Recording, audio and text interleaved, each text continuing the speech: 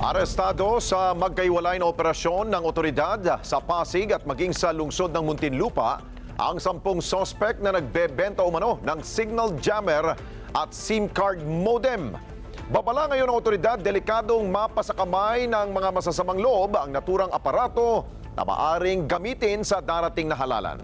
Report mula kay Mar Gabriel.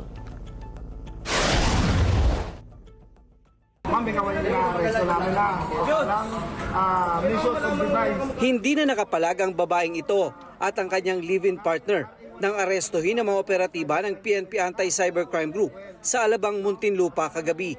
Nabawi sa kanila ang 4 na piraso ng SIM card modem pool na ibinebenta raw nila sa online sa halagang 6 hanggang 10,000 piso. Dati raw empleyado ng Pogo ang mga sospek kung saan nila nakuha ang mga ibinebentang aparato.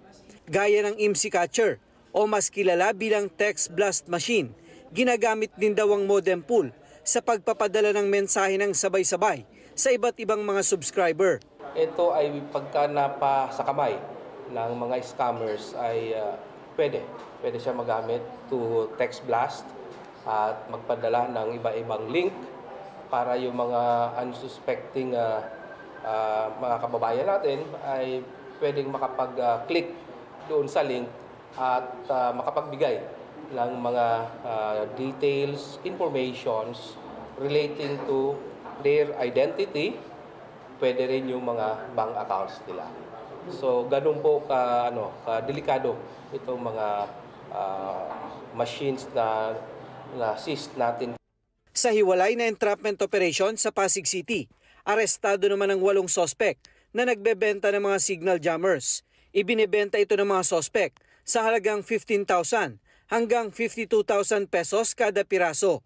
Ayon sa otoridad, mahigpit na ipinagbabawal sa batas ang pagbebenta ng signal jammer.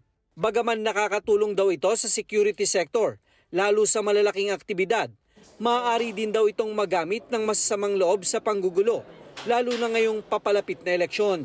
Bukod sa pag-disrupt ng signal, kaya daw nitong antalain ang transmission ng vote counting machine. Maganda ang purpose niya pagka nandoon sa magandang kamay.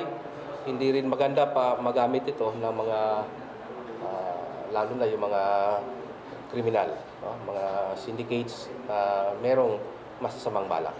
Nakakulong na sa tanggapan ng PNP Anti-Cybercrime Group ang mga sospek.